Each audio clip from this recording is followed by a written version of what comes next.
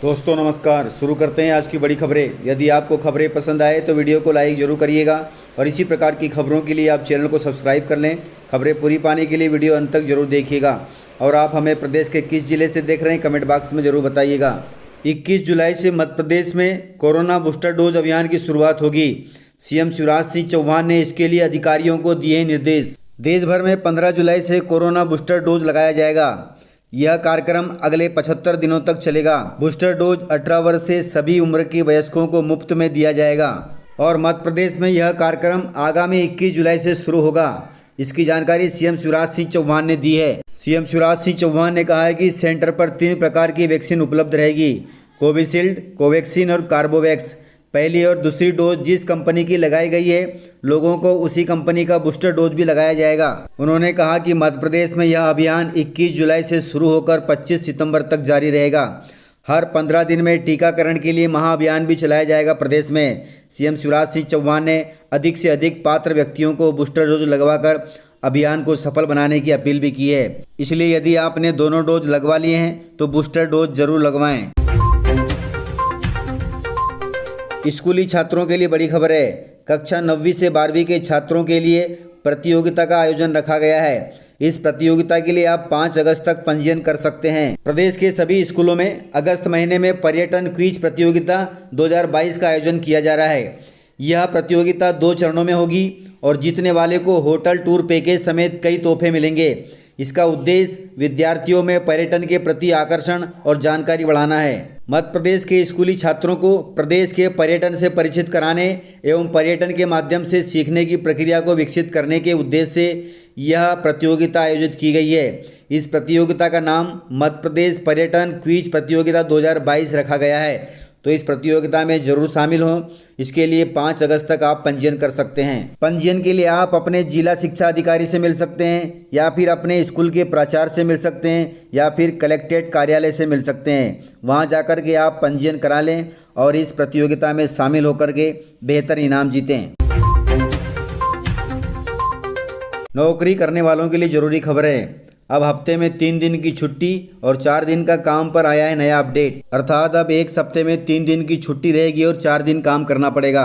4 दिन काम आपको 12-12 घंटे करना पड़ेगा। इस प्रकार से आप एक हफ्ते में 48 घंटा काम करोगे। यह नियम न्यू वेज कोड के तहत 1 जुलाई से लागू होना था, लेकिन किन्हीं कारणों के कारण इसे लागू नहीं किया जा सका। 1 जुलाई 2022 से लागू होने वाला नया लेबर कोड फिलहाल अटक गया है। केंद्र सरकार की मंशा थी कि इस कानून को देश भर में एक साथ ही लागू किया जाए, लेकिन इस पर सहमति नहीं बनने से यह अभी लागू नहीं हो पाया। यह कब से लागू होगा इस पर अभी स्थिति स्पष्ट नहीं है। एक हफ्ते में 4 दिन काम और 3 दिन की छुट्टी का नियम लागू होने से कंपनियों में प्रतिदिन काम करने के घंटे बढ़ जाएंगे। इस कानून के लागू होने पर हर दिन 12-12 घंटे काम करना होगा। इसके तहत हर हफ्ते 48 घंटे काम करना जरूरी होगा। 4 दिन की वर्किंग में रोजाना 12 घंटे काम करने का प्रावधान है। नौकरी पेशा लोगों के लिए 4 बड़े बदलाव के साथ सरकार कानून लेकर आई है। 23 राज्य नए लेबर कोड के प्री पब्लिक ड्राफ्ट पर एग्री हो गए हैं, लेकिन बाकी राज्यों ने अभी इस पर हामी नहीं भरी है। इस कारण इसे 1 जुलाई से पूरे देश में लागू नहीं किया जा सका। नए वेज कोड में यदि आप मौजूदा कंपनी से नौकरी छोड़ते हैं तो कंपनी को आपका 2 दिन में फुल एंड फाइनल हिसाब करना होगा। इसमें प्रावधान है कि कर्मचारी के कंपनी छोड़ने, बर्खास्तगी या छटनी आदि किसी भी स्थिति में 2 दिन में पूरा हिसाब देना होगा। पहले हिसाब देने के काम में कंपनियां 30 से 60 दिन तक लगा देती थी, लेकिन अब ऐसा नहीं होगा। केंद्र सरकार इस नियम को जल्दी लागू कर सकती है क्योंकि केंद्र में मोदी सरकार है। इसलिए आप 12 घंटे काम करने के लिए तैयार रहिएगा। सावधान हो जाइए, सावधान हो जाइए। साइबर ठगी का नया तरीका आ गया है। यदि आप साइबर अपराध के शिकार हैं तो 1930 डायल करें। साइबर ठगी करने वालों ने नया तरीका अपनाया है। इसके लिए आपको कॉल आएगा और ठग पूछेगा क्या आपको दोनों वैक्सीन लग चुकी है। यदि आपने कहा कि हाँ तो ठग पूछेगा सर आपको बूस्टर डोज लगाना है, मैं आपका रजिस्ट्रेशन कर रहा हूँ, OTP आएगा उसे बता दीजिएगा। यदि आपने OTP बताया तो आपके अकाउंट से सारे पैसे साफ हो जाएंगे। इसलिए ध्यान रखिए, सतर्क रहिए और इस प्रकार से यदि आपको कॉल आता है तो कोई जवाब नहीं देना है। और यदि आप इस प्रकार के कॉल से परेशान हैं तो 1930 पर कॉल कर सकते हैं या फिर cybercrime.government.in पर अपनी शिकायत दर्ज कर सकते हैं। किसानों के लिए बड़ी खबर है। केंद्रीय मंत्री मनसुख मांडविया जी ने राज्यों से अपील की है, राज्य सरकारों से अपील की है कि वे अपने राज्यों के किसानों से नैनो यूरिया का उपयोग करने के लिए प्रेरित करें। केंद्रीय मंत्री मनसुख मांडविया जी ने कहा कि भारत सरकार उर्वरकों पर सब्सिडी के रूप में 2.5 लाख करोड़ रुपए खर्च करती है, जो किसी भी बड़े राज्य के वार्षिक बजट के बराबर है। भारतीय वैज्ञानिकों ने सरकार के सामने आने वाली समस्याओं को महसूस किया और किसानों के लिए नैनो उर्वरक का विकास किया। नैनो उर्वरक की हर बोतल की कीमत 240 रुपये होती है। मांडविया जी ने कहा कि 1 करोड़ नैनो उर्वरक की बोतलें 4 लाख टन उर्वरक बैग के बराबर होती है। क्या हम उन्हें लोकप्रिय बना सकते हैं? और यदि बना सकते हैं तो ज़रूर अपने अपने खेतों में इसका उपयोग करें। उन्होंने कहा कि मैंने खुद अपनी 100 एकड़ ज़मीन में इसका इस्तेमाल किया है और इसे बहुत प्रभावी पाया है। मंत्री जी ने कहा कि यह नैनो उर्वरक की बोतलें पर अध्ययन किया गया है और इन्हें सुरक्षित और प्रभावी पाया गया है। इसके अलावा यह स्वदेशी है और आत्मनिर्भर भारत की ओर एक कदम है। इसलिए आप सभी अपने अपने खेतों में नैनो उर्वरक का उपयोग करें और लाभ कमाएं। मध्य प्रदेश में विधायकों की खरीद फरोख्त पर सियासत शुरू हो गई है। गृह मंत्री नरोत्तम मिश्रा ने कमलनाथ जी पर किया है बड़ा वार। गृह मंत्री नरोत्तम मिश्रा ने कहा कि हमारी राष्ट्रपति उम्मीदवार 100% जीतने वाली हैं। यशवंत सिन्हा जो विपक्ष के राष्ट्रपति पद के उम्मीदवार हैं, वे 100% हारने वाले हैं। यह दोनों बातें स्पष्ट हैं। विधायकों की खरीद फरोख्त के आरोपों को लेकर गृह मंत्री ने कहा कि कमलनाथ जी ने अपने विधायकों को ट्रेनिंग नहीं दी है। सब अलग अलग भाव बता रहे हैं अपना।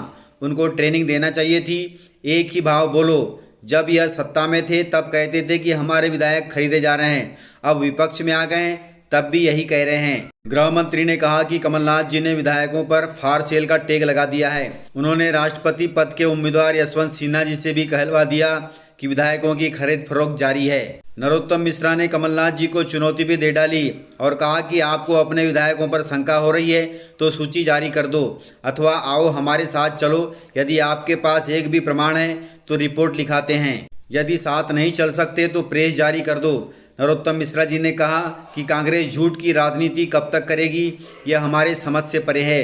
विधायकों को बदनाम करने का काम कांग्रेस कब तक करेगी, यह मूल विषय है। इस प्रकार विधायकों की खरीद फरोख्त को लेकर के गृह मंत्री नरोत्तम मिश्रा जी ने कमलनाथ जी पर किया है बड़ा वार।